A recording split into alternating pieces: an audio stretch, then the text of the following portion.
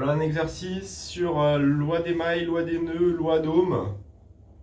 Donc vous avez un circuit électrique avec 3 mailles. Vous avez ici un générateur de courant I0, un conducteur ohmique de résistance R, un autre conducteur de résistance ohmique R, et enfin un troisième conducteur ohmique de résistance R.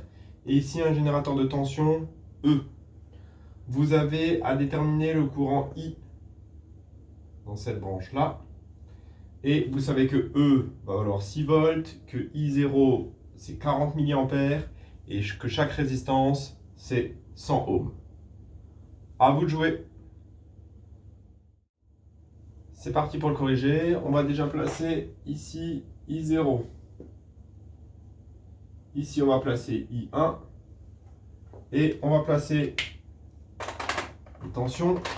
Donc les tensions qu'on va avoir ici, donc pour être bien en convention récepteur, ici on aura tension qu'on va pouvoir appeler U.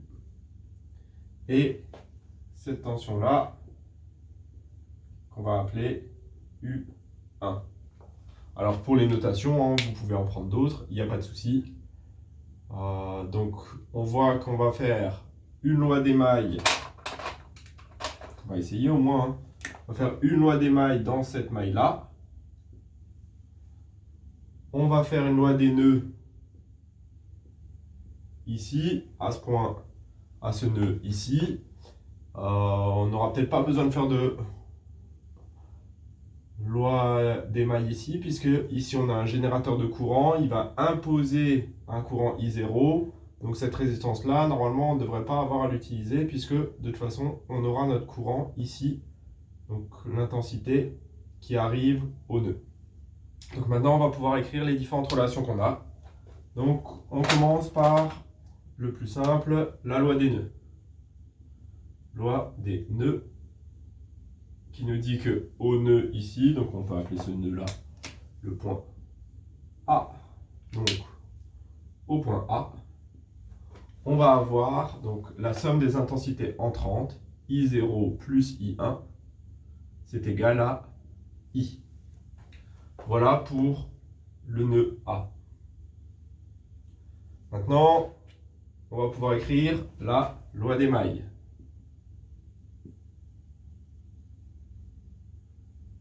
Donc, je me place dans cette maille-là, je commence ici, je vais donc avoir E moins U1 moins U est égal à 0. Voilà. Si maintenant je veux pouvoir relier la loi des nœuds à la loi des mailles, il va falloir que j'applique la loi d'Ohm.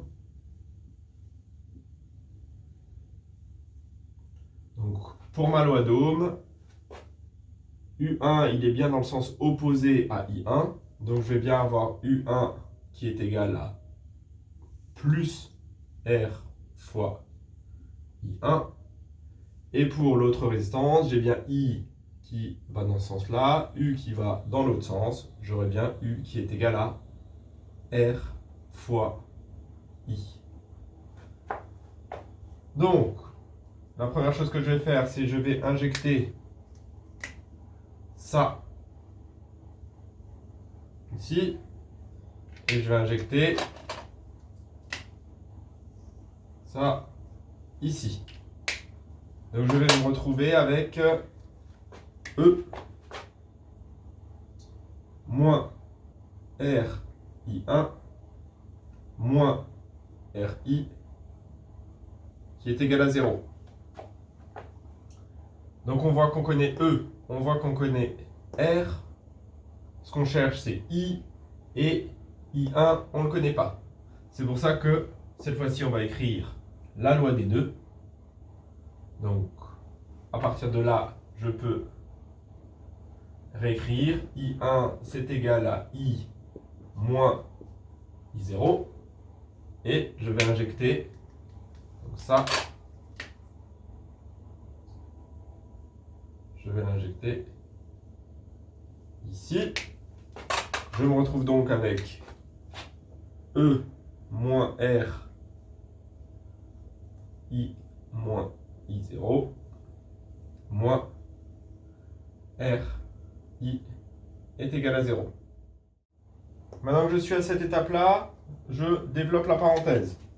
Donc je me retrouve avec E moins RI moins R fois moins I0. Attention, ça fait un plus. Donc plus RI0 moins RI est égal à 0.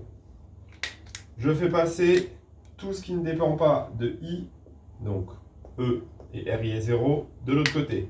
Je me retrouve donc avec moins 2 RI qui est égal à moins E moins RI 0. Je multiplie tout par moins 1. Du coup, je me retrouve avec 2 RI qui est égal à E plus RI 0. J'ai donc ici I, je divise par 2R des deux côtés, plus RI 0 divisé par 2R. Voilà le résultat attendu. Pour l'application numérique, je vais donc avoir I qui est égal à 6 plus 100 fois 40 mA. Ici, 40 mA, c'est égal à 0,040 ampères. Donc, fois 0,040 divisé par 2 fois 100. Ce qui me fait 6 plus 4, 10.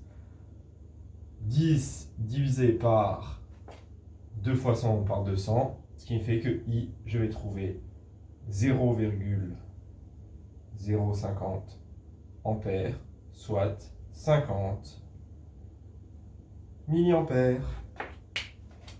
Voilà un exercice un petit peu plus difficile sur loi des mailles, loi des nœuds, loi d'Ohm, mais pas non plus inabordable.